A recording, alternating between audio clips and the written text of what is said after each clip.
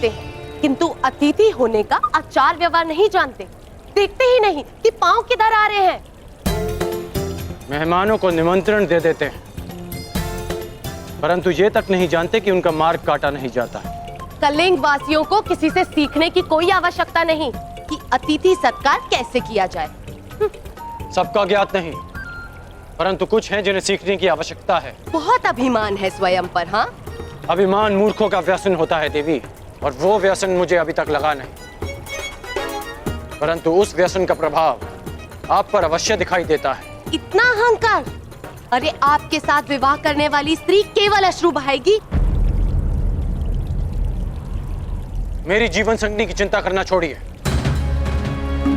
परंतु इतना अवश्य दिख रहा है कि जिससे भी आपका विवाह होगा उस पुरुष के मुख पर कभी मुस्कुराहट नहीं आएगी। बड़ी बात।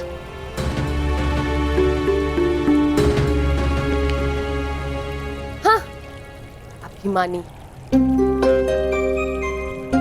चलो, कम से कम ये तो ज्ञात हो गया कि राजकुमारी को किससे विवाह नहीं करना चाहिए।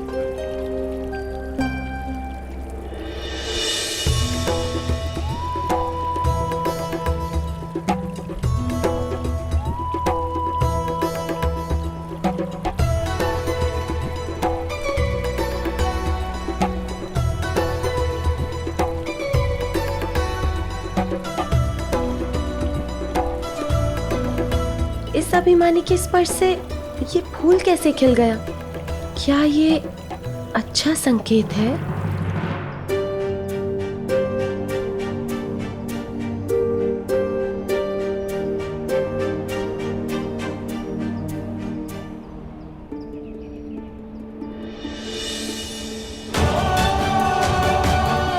ये फूल कैसे मुरझा गया?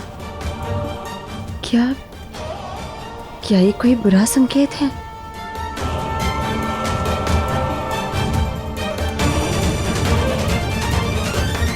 यहाँ मैं बैठूंगा।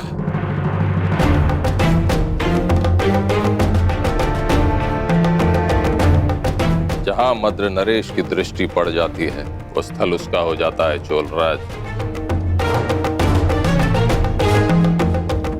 अब ये स्थान मेरा है। यहाँ सर्वप्रथम मैं उपस्थित हुआ था और इस स्थान पर तुम बैठना चाहते हो ताकि कुमारी भानुपति की दृष्टि सर्वप्रथम तुम पर पड़े, लेकिन हम ऐसा नहीं होने देंगे। इस स्थान पर हम बैठेंगे। आप दर्पण देखा करे चोलराज, दरिद्रता आपके मुख पर विराजमान है और आप इस प्रथम स्थान पर विराजने आ गए। कहीं ऐसा ना हो कि राजकुमारी भानुमति आपको देखते ही भय से मूर्छित हो जाए। आप हमारा अपमान कर रहे हैं। अपमान तो उसका होता है जिसका कोई मान हो। हम तो आपको अपमान के योग्य भी नहीं समझते।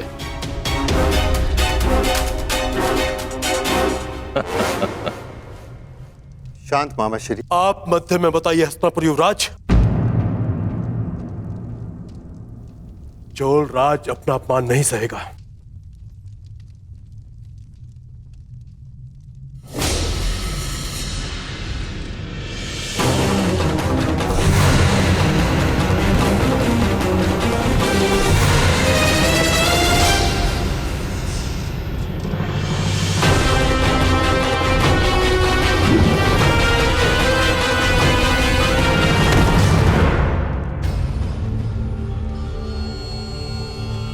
क्या हुआ चोलराज?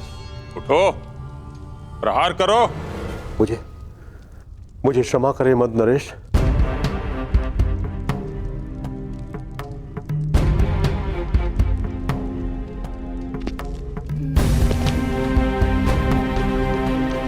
मामाश्री का व्यसन कभी जाएगा नहीं। दूसरों को क्रोध दिलाकर उनकी शक्तियों को स्वयं में समाहित करने का गुण है इनमें।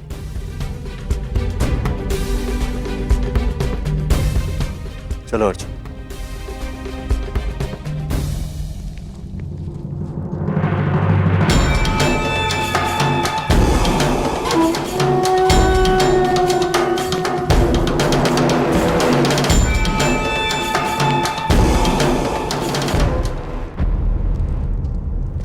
कुमार दुर्योधन, स्वागत है।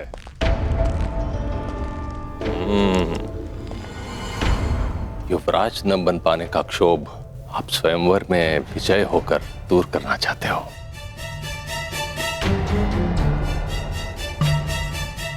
मेरा प्रकरण छोड़िए मद्रराज, आप बताइए, आप यूं बढ़ती आयु में यहां क्या करने आए? अरे हाँ, कहीं अपने आप को युवा सिद्ध करने के भ्रम को बनाए रखने के लिए? हाँ।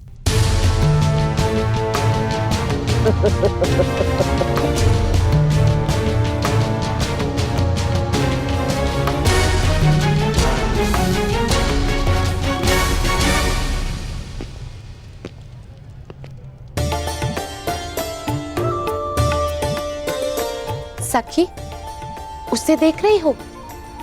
भूल से भी उसे मत चुनना अपना वर, बहुत ही अभिमानी है।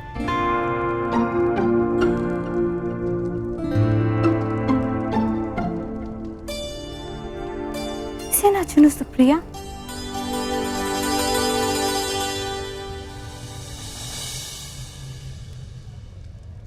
अब जाने दो, वैसे भी वो उनमें सम्मिलित है ही नहीं जो आपसे विवाह करने के इच्छुक हैं। तो इस पे तुम्हारा मुंह क्यों खिल उठा? लगता है जैसे उसे तुमने पहले से ही पसंद कर रखा है। नहीं सखी, ऐसा नहीं है।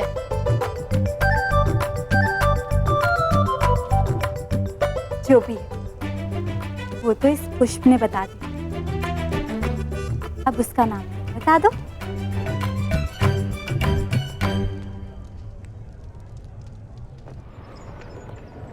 वृषाली। काका काकी,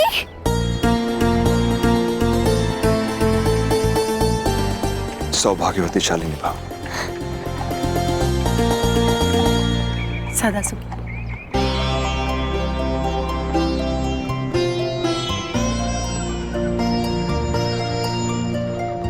अब तो तुम सदा के लिए मेरे पास आने वाले हो।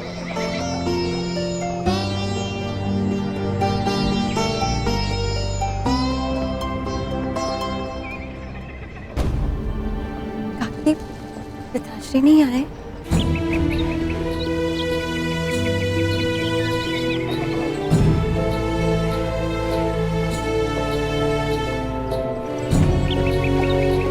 काका काकी, कर्ण तो है नहीं यहाँ। जानता हूं। हस्तिनापुर में सूचना, कुमार दुर्योधन उसे अपने साथ कलिंग ले गए। परंतु आप चिंता मत कीजिए, मैं हूं यहाँ आपके स्वागत के लिए। चिंता की बात है वृषाली, युवराज के साथ कुमार अर्जुन भी गए।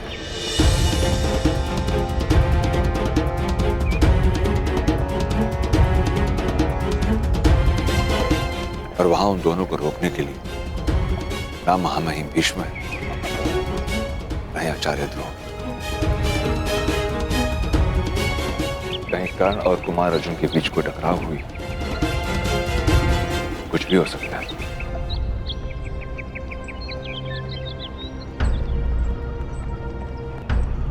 चिंतित मत हो काका, कुछ नहीं होगा। कर्ण यहाँ सुरक्षित पहुंचेगा। उसने वचन दिया है मुझे, पूर्णिमा की रात्रि तक वो यहाँ उपस्थित होगा। किसी भी परिस्थिति में वो अपना वचन नहीं तोड़ेगा, क्योंकि उसका नाम कर्ण है। नाम तो ज्ञात नहीं है सखी, किंतु अहंकारी अवश्य है। कलिंग की राजसभा में आप सभी आगंतुकों का हम स्वागत करते हैं। हमें आशा है कि आपकी सेवा में कोई त्रुटि ना हुई होगी। आज हमारी पुत्री कलिंग की राजकुमारी भानुमति का स्वयंवर है, इसलिए ना कोई चुनौती होगी और ना ही कोई स्पर्धा। आर्य पद्धति के अनुसार राजकुमारी भानुमति आपके समक्ष उपस्थित होंगी।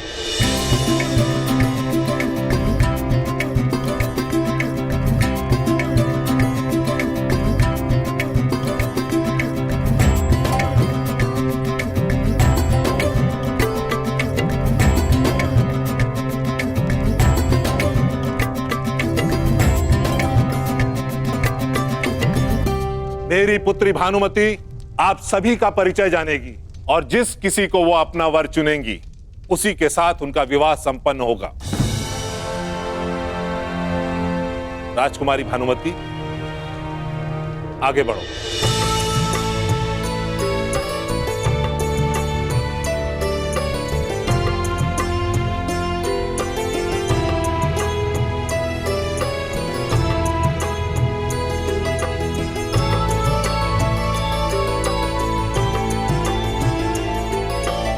ये है मद्रुपति, महाराज शल्य, तलवार चलाने और मल्ल युद्ध में निपुण। इनका युद्ध कौशल समस्त आर्यवर्त में विख्यात है।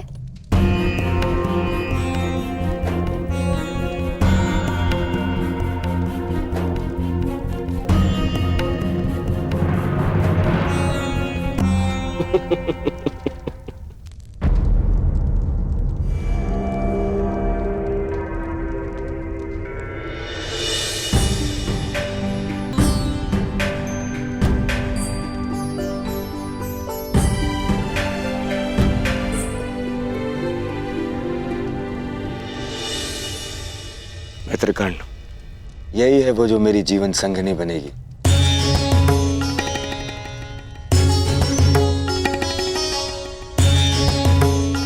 कदाचित पूर्णिमा के पश्चात हम दोनों का विवाह एक साथ ही होगा। मित्र, तुम भूल रहे हो कि ये स्वयंवर कुमारी भानुमति का है। यहाँ चुनने का अधिकार केवल उन्हें है। यदि ऐसा है तो उसे दुर्योधन को चुनना होगा। अब भानुमति का विवाह दुर्योधन से ही होगा।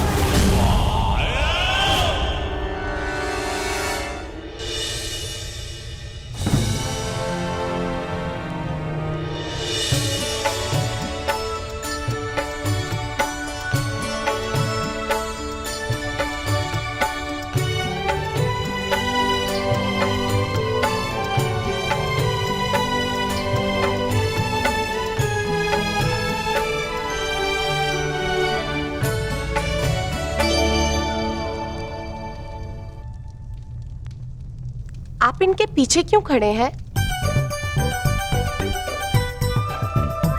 कौन है आप?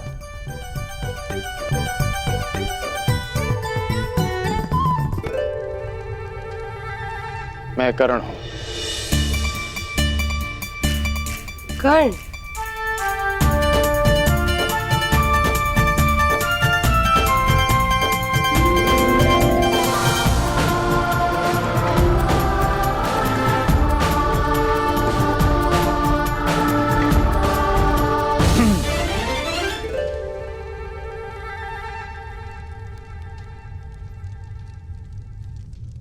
और ये है हस्तिनापुर कुमार,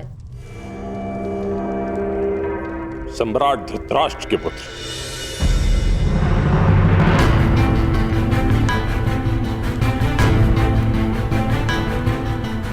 ये लगभग यहां अनामंत्रित ही हैं।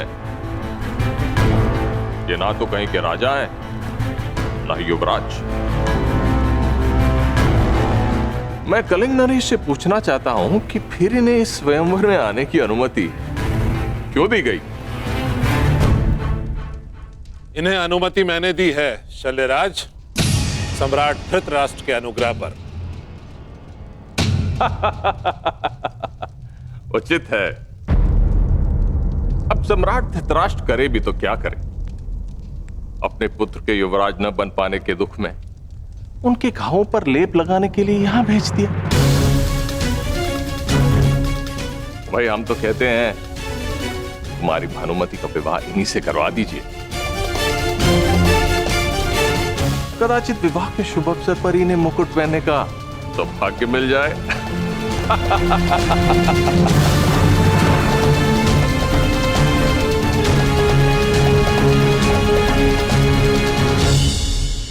राजकुमारी भानुमति किससे विवाह करेगी, यह उसका अधिकार है, आपका नहीं शल्यराज।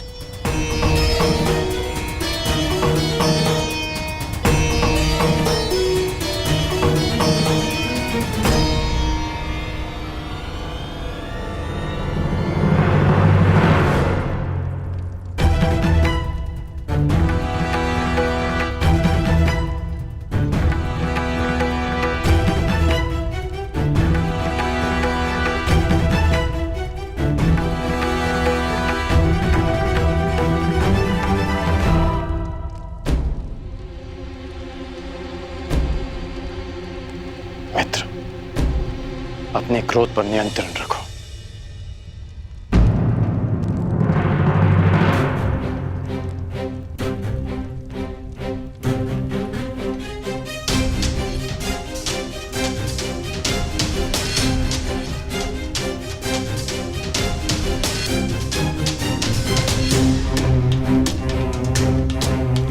पांडव नामक कांटे के वृक्ष से अगला शूल तुम्हें न चुभ जाए, इसलिए युधिष्ठिर से पहले तुम्हें विवाह करना ही होगा। बस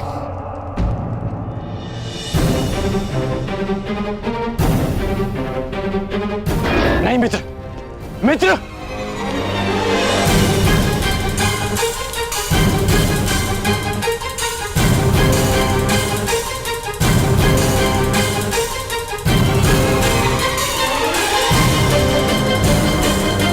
ये अपराध है, ये स्वयंवर नहीं हरण है। स्वयंवर कहो या हरण, मैंने भानुमति का वरण कर लिया है।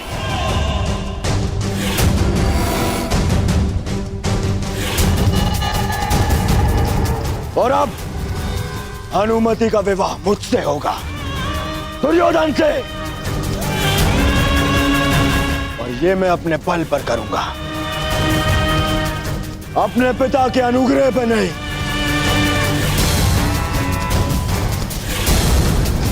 तुम में से जिसकी भी बाहु में बल हो,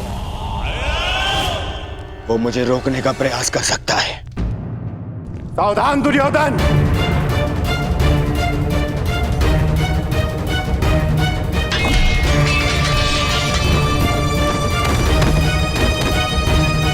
अरे स्वयंवर में हस्तिनापुर का आमंत्रित कुमार स्वयंवर का हरण कर ले, ये हस्तिनापुर की मर्यादा का हनन है और नारी की गरिमा का भी।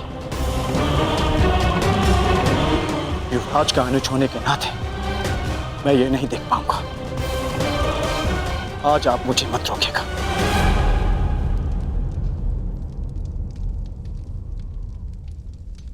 सावधान दुर्योधन!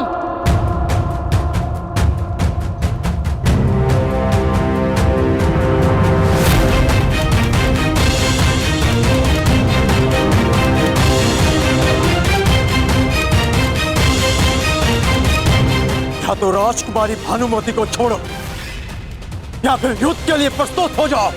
अब मैं भानुमति को छोड़ूंगा और न ही तुम्हारे साथ मैं युद्ध करूंगा अर्जुन।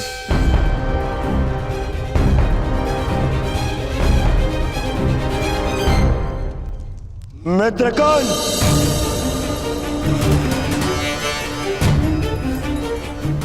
जिस प्रयोजन से मैं तुम्हें साथ लाया उसे सिद्ध करो।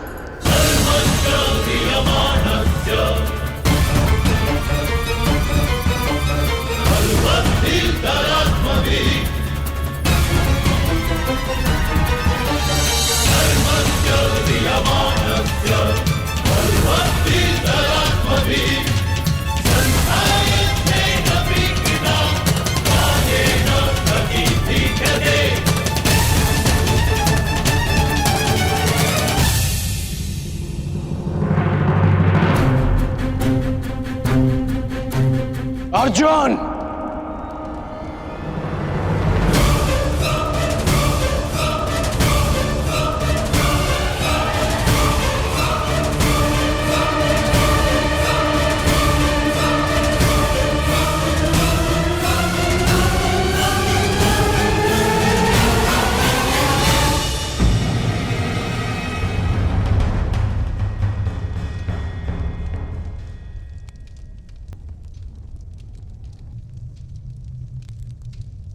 आज तुमसे ये युद्ध मेरा मंतव्य नहीं, कर्तव्य है।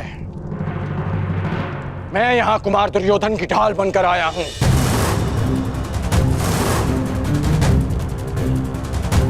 आज हमारे बीच कोई नहीं, ना आचार्य द्रोण, ना पितामह, ना दिन बीतने की चिंता और ना ही किसी निर्दोष के मारे जाने का भय। हाँ,